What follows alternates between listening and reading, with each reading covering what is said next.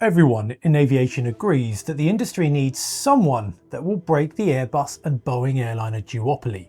Embraer in Brazil could step up and do it, and China's Comac are already making a couple of jets that could eventually be contenders in some markets, but face geopolitical obstacles. But why are we ignoring companies like Dassault? This is the Falcon 10X, Dassault's newest and biggest business jet, which is still in development, and when it enters service, probably in 2027, it will carry up to 19 happy passengers. Now, that number might not sound particularly impressive by airliner standards, but actually, this aircraft is big enough to be a regional jet. Its overall length and its cabin width are both a bit bigger than those of the CRJ700, a plane that routinely flies with 76 passengers. Also, recently Dassault may have new reasons to want to get in the way of Airbus a bit, but I'll come back to that. Now, I'm not suggesting that Dassault could simply rip out that premium cabin and sell the Falcon 10X as a regional jet. There's a lot more to it than that, like the fact that business jets are optimised for flying long distances, which means that they fly much faster and at higher cruising altitudes than your typical short and medium haul airliners. To put that into perspective, the 737 that I fly can cruise at 41,000 feet, and we would rarely go faster than Mach 0.8. By contrast though, the Dassault Falcon 10X has a ceiling of 51,000 feet and is meant to cruise at speeds between Mach 0.85 and Mach 0.93. In order to fly paying customers at typical regional jet distances and speeds, this plane would definitely need a different wing and other optimizations here and there, but that's not really the point. The key issue here is that Dassault have proven that they can make a plane like this. That wing might be inappropriate for a small airliner, but it's a very modern supercritical aerofoil made using carbon fibre and other lightweight composites. Technologies and experience that would come in really handy if they decided to adapt the design to make a modern and efficient airliner. And Dassault aren't alone in this. Their competitors Gulfstream and Bombardier also make business jets that are big enough to be regional jets too. But there's a couple of reasons why we're going to be focusing on Dassault for today's video. For one thing, they don't just make business jets. Dassault is a vastly experienced aviation company who I'm sure many of you have heard of because of the other type of aircraft that they make, fighter jets. As a company, Dassault's history goes back almost 100 years to 1929 when they were launched as the Marcel Bloch Aircraft Company when translated into English. The company changed its name to Dassault after the Second World War when its founder changed his name to Marcel Dassault, which is an interesting story in itself if you want to look it up. Now, the company evolved over the years, but already in the 1960s they specialised in two types of aircraft, business jets and fighters. From the start, Dassault took advantage of this odd contrast between aircraft types in its lineup, emphasising the fighter pedigree of its business jets. And that connection evolved along with the aircraft. Today, Dassault make the Rafale, a very modern fourth generation twin-engine fighter with all the bells and whistles that you'd expect from such a machine, including fly-by-wire and other related advanced avionics. Actually, the Rafale isn't even their first fly-by-wire aircraft. Dassault spent decades developing some of the most advanced avionics and flight control systems in aviation, going back to the Mirage series, and more specifically the Mirage 2000, their first fly-by-wire aircraft which first flew in the late 1970s.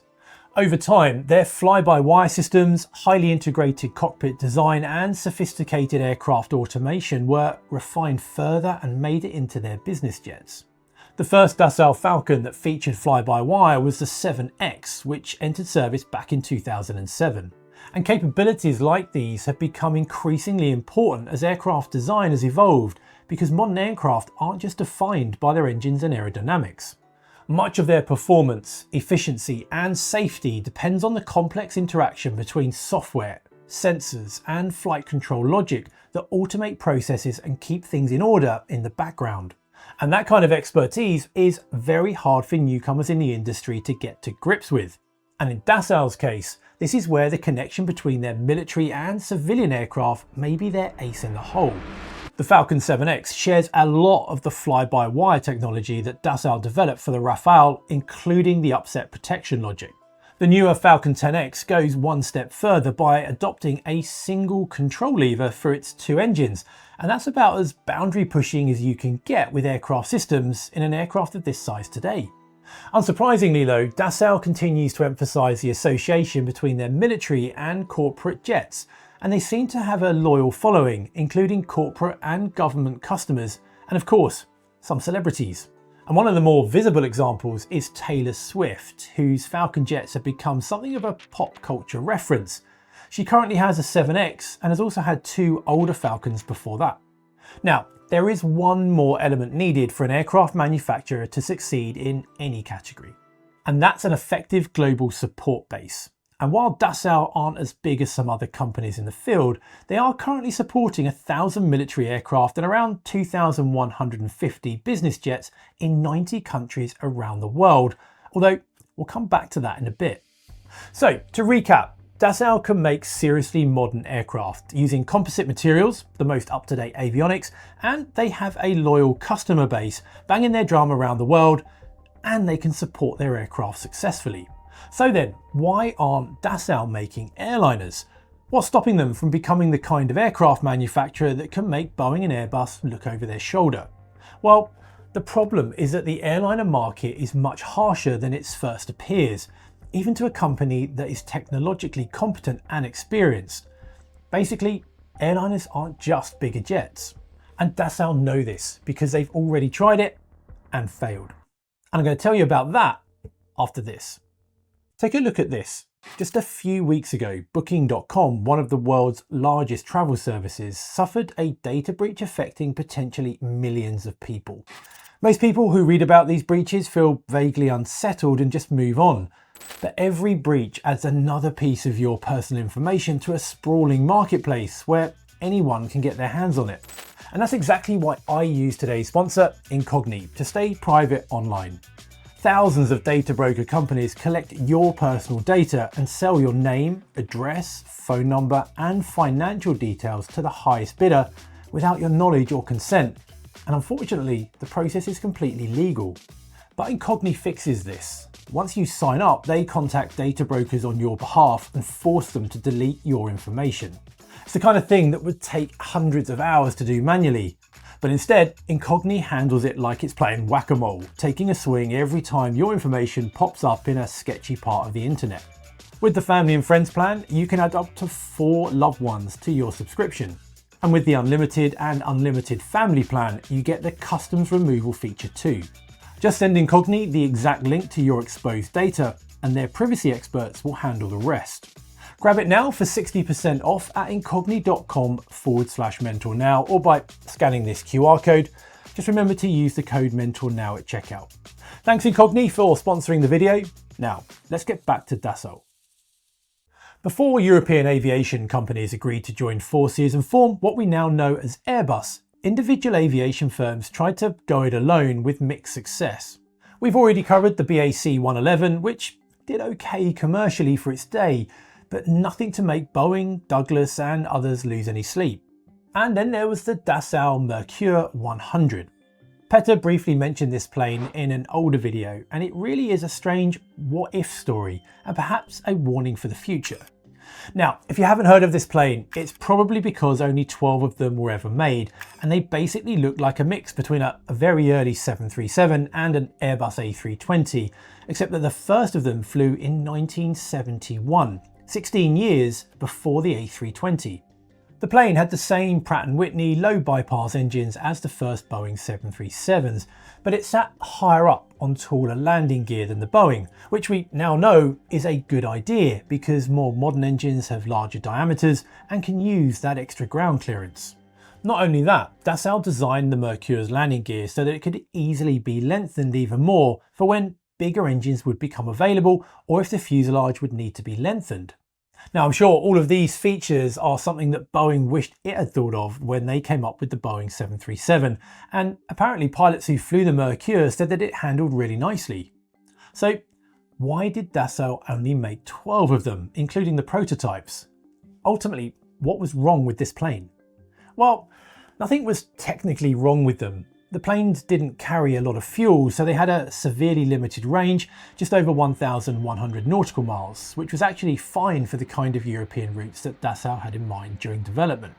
But it would have made it a non-starter for transcontinental routes in the United States, for example. More importantly, Air Inter, the French airline that was the only operator of the Mercure, didn't quit flying them until 1995, so it was efficient enough and easy enough to live with for the airline to keep it for around 20 years, which is pretty impressive for what ended up being a bespoke jet. Dassault could have added fuel capacity to make the aircraft more appealing, and they actually considered making an updated version with the CFM56 engines, the same engines that Boeing used to update the 737 in the 1980s. Again, Dassault did a really good job of future-proofing the design, which is why it's such a what-if story. Now, we'll come back to what those lessons meant for Dassault, but another side to this tale is that the company partnered with several suppliers to help them build the Mercure, many of whom would later become part of Airbus, like CASA in Spain. With that in mind, and since Airbus became the de facto European aircraft manufacturer of jetliners, you might think that Dassault would be reluctant to antagonise Airbus. If they considered launching an airliner again, they could consider modifying their business jet designs simply to make a regional jet smaller than the smallest Airbus on offer today, but with all the avionics, high-tech materials and production methods that they've developed over the years. But they probably wouldn't up the stakes and develop a bigger single-aisle aircraft that would compete head-on against the fellow European Airbus A320. Or would they?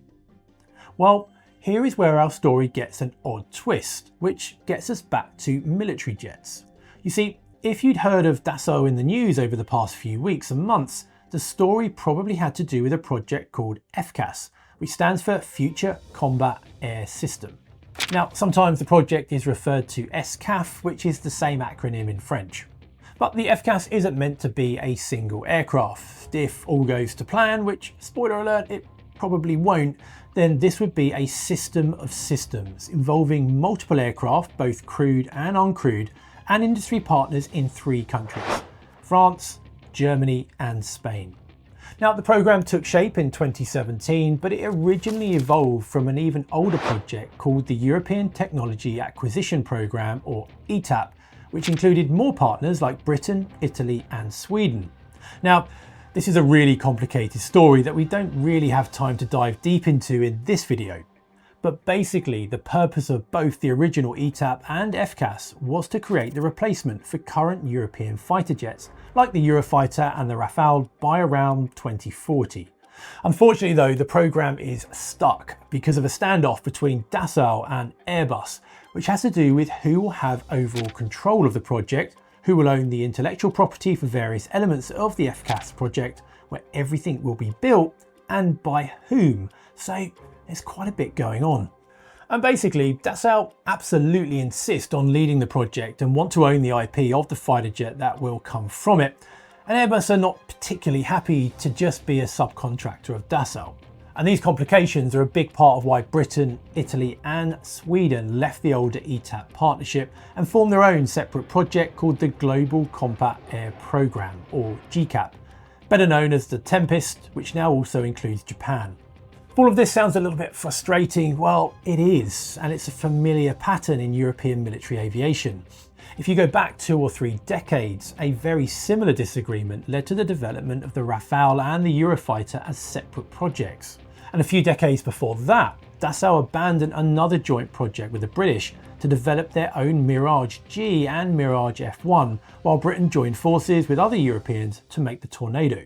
But coming back to today, the spat between Airbus and Dassault got so bad that politicians in France and Germany had to intervene to keep the partnership from breaking up. As a result, Dassault and Airbus might end up developing new fighters separately, but they could at least share some common systems and operate under the same family of systems umbrella. So they'll basically be somewhere between a family of aircraft and a full divorce. Now again, this is far from the whole story, and to be fair to Dassault, their insistence on keeping control of their projects means that France rely a lot less on foreign suppliers for military aircraft than other countries do. But the price they pay for that is quite literally a high price. The Rafale's flyaway cost is reportedly as high or even higher than that of the 5th generation Lockheed F-35. So, going back to our story, if Dassault consider making an airliner today, it's fair to assume that antagonising Airbus likely would be high on their list of worries. But they might still have other worries, serious enough to stop them from making an airliner. And this is where we need to talk about a significant difference between military and commercial aircraft production that is the key reason why you probably won't see a Dassault airliner anytime soon. Airliners, business jets and fighter jets are all incredibly complicated and expensive to develop, but the key here is who pays for the development and when. To design a new airliner, an aircraft manufacturer needs to conduct a very detailed market research, consult with prospective customers, make sure they understand how the plane will be used, and evaluate all of the above alongside technological developments that would make newer jets more efficient and desirable than current ones. And of course, this is a really lengthy process, which is on top of the time needed to actually develop the aircraft. But if the manufacturer does their homework and they convince enough customers, suppliers and investors to back the project, they will launch it and start developing it in detail. Now, if you want to explore this process a bit more, then Bjorn Firm described it in great detail in a series of articles in Liam News, which you should go and check out anyway if you haven't done so already. But the point here is that even with a launch customer with dozens of aircraft commitments and deposits, an airliner manufacturer won't actually come close to breaking even. The numbers depend on whether we're talking about wide bodies or single-aisle jets, but either way, a brand new airliner today will need to score sales in the thousands before it fully pays for its development.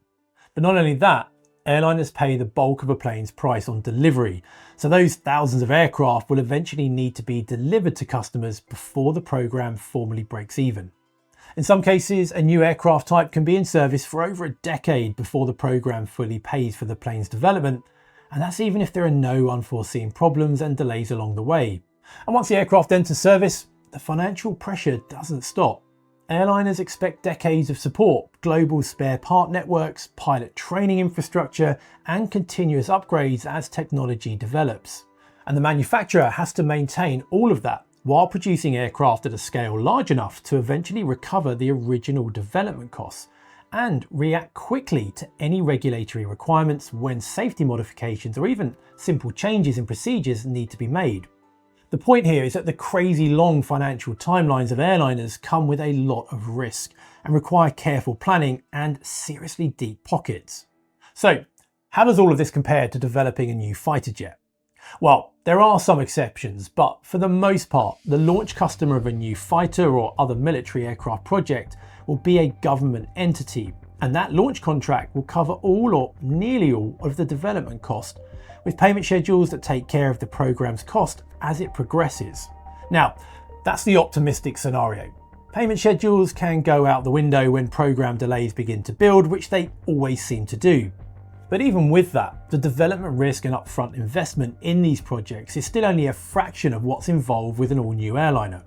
Now, fighter jets also need follow-on support just like airliners do, but as machines go, they are much smaller and can be simpler in some respects, and they fly much fewer hours than airliners do. So generally speaking, they're not as challenging to support as commercial airliners. Now, business jets sit somewhere in the middle in terms of development costs because they need to break even with much lower production volumes than airliners. But business jet customers tend to pay much closer to retail price than airliners pay for their jets, which obviously helps a lot.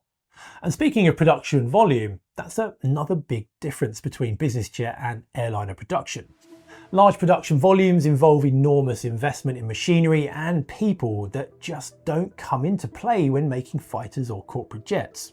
And these economic factors are a big part of why other aviation companies that previously made airliners, like Saab in Sweden or even defence industry giants like Lockheed Martin, have little or no interest in going back into the airliner game. They're much more secure in the defence contracts that they've been specialising in for decades. And the same likely goes for someone like Dassault, even if they make something today that looks so close to a small airliner.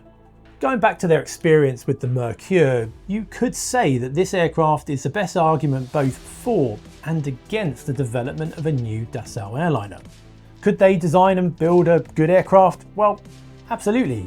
Planes have become more complicated since they last tried, but Dassault have comfortably kept up with the technology side of things. But should they do it? Well, probably not, at least not on their own, because even though they made a decent job last time around, the plane still couldn't succeed commercially, and the market has probably become even more competitive since then.